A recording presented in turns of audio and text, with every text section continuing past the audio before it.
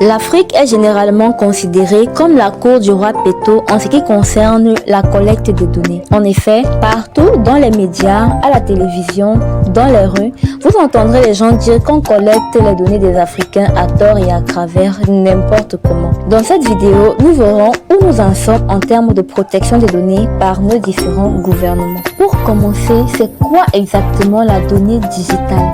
Eh bien, c'est toute information numérique que vous publiez ou alors qui est disponible dans vos différents appareils électroniques. Ces informations-là sont vos photos, vos habitudes, vos fils d'actualité, les sites que vous visitez régulièrement, vos données de localisation, d'identification, vos photos, vos vidéos que vous publiez partout là sur Facebook, TikTok et que sais-je, les noms, les prénoms, les dates et les lieux de naissance que vous passez le temps à mettre dans les formulaires en ligne, ainsi que vos adresses IP. La protection des données est simplement la sécurisation de cette donnée-là ou alors la mise en place d'un cadre permettant à certains esprits malveillants de ne pas avoir accès à ces informations personnelles de manière anarchique. Vous l'aurez compris de par les différentes définitions que nous sommes parfois nous-mêmes responsables de ces différentes situations-là parce que nous fournissons nous-mêmes les informations qui peuvent nous porter préjudice. Tout le monde ici sait par exemple que pour avoir accès à certaines informations sur le net,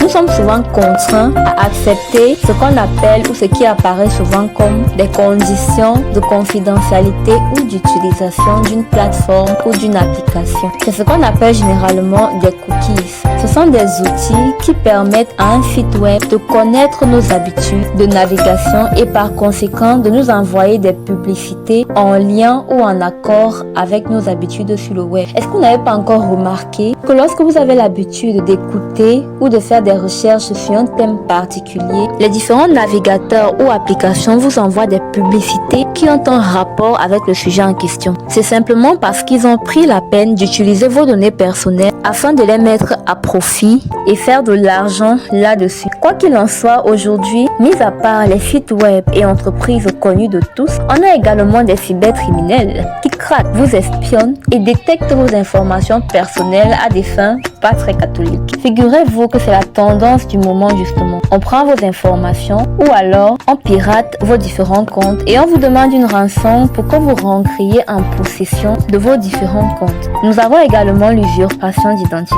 Quoi qu'il en soit, désormais nous avons des lois qui permettent de réguler le secteur en question. Et figurez-vous que c'est en Afrique que l'une des premières réglementations sur la protection des données personnelles a vu le jour. Et c'est le Cap-Vert qui l'a fait en 2001, suivi de la Tunisie, du Sénégal, du Maroc et du Bénin. Aujourd'hui, la réglementation la plus populaire est la RGPD, qui est le règlement général sur la protection des données et qui est applicable depuis 2018. Cette loi encadre la collecte et l'utilisation des données personnelles. On a également la CENI, qui est la Commission nationale de l'information et des libertés et qui est chargée de veiller à ce que les entreprises respectent les règles du RGPD. Il est à noter que le règlement en question a été émis seulement en 2016, près de 15 ans après que le Cap-Vert ait lancé l'initiative.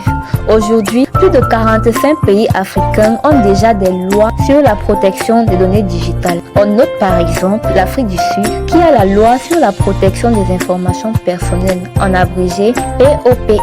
On a également le Bénin qui a la loi numéro 2017 du 20 avril 2018 portant code numérique de la population. Au Botswana, nous avons la loi sur la protection des données qui a été mise en vigueur en janvier 2025. Le Malawi également a lancé l'initiative de protection des enfants en ligne, qui est un ensemble de réglementations visant à garantir la protection des enfants. Mis à part tout cela, le Rwanda, l'Afrique du Sud, l'île Maurice, le Maroc, le Sénégal et la Tunisie ont ratifié la Convention de Budapest sur la cybercriminalité et son protocole additionnel le 10 janvier 2025. Nous ne saurions parler de données digitales sans évoquer l'intelligence artificielle qui a le vent en poupe et qui ne va certainement pas s'arrêter. Cette dernière créant déjà quelques problèmes dans le monde. Je vais par exemple citer la récente supposée chanson de Stromae, Si tu es Dieu, qui serait en réalité une production de l'intelligence artificielle et qui a simplement utilisé la voix de l'artiste pour vous dire à quel point c'est grave. Et bon, les pays africains ne sont pas en reste en ce qui concerne la gouvernance de l'intelligence artificielle. Actuellement, nous avons le Kenya, la Zambie, l'Égypte, le Congo, le Zimbabwe et le Cameroun qui ont mis en place des stratégies nationales sur l'intelligence artificielle afin de réguler ce nouvel outil hyper puissant. Quant à ceux qui disent qu'en Afrique, on ne régule absolument rien, laissez-moi vous prouver le contraire. Au Kenya, par exemple, le bureau du commissaire à la protection des données du Kenya, en abrégé ODPC, a infligé une amende et un avis d'exécution à une entreprise pour avoir conservé les données personnelles d'une personne à des fins de marketing malgré sa demande d'effacement. Et à une autre, une mise en demeure pour des finalités non autorisées. En Ouganda également, depuis le début d'année, donc 2027, il est interdit de diffuser des photos et les résultats d'examen des élèves. Cela constituerait une violation de la vie privée. En Afrique du Sud, l'autorité d'investigation des données, en abrégé IR, a annoncé le début des investigations sur une potentielle violation des données de correction d'examen déroulées en 2024. Et nous n'allons surtout pas oublier l'événement du Nigeria l'année passée qui a sanctionné Meta pour collecte de données initiales. La première grosse amende que la firme n'a jamais reçue en Afrique. Malgré toutes ces lois et initiatives mises en place sur le continent, on note néanmoins énormément d'améliorations à apporter, notamment la lenteur de la mise en œuvre des lois. En Algérie, par exemple, la loi sur la protection des données digitales date de 2018 et n'est entrée en vigueur qu'en août 2023, 5 ans après. En Afrique du Sud, la loi datant de 2013 est entrée en vigueur en 2021, 8 ans après. En Afrique, la loi date de 2013 et est entrée en vigueur seulement en 2021, 8 ans après. On a également sur le continent un problème d'implémentation de ces lois-là. Nous avons plusieurs lois, mais très peu de pays sanctionnent les dérives du secteur. À côté de ça, on a un manque criard de data centers sur le continent. Les pays où les gouvernements sont obligés d'héberger leurs informations à l'extérieur, ce qui n'est pas du tout souverain.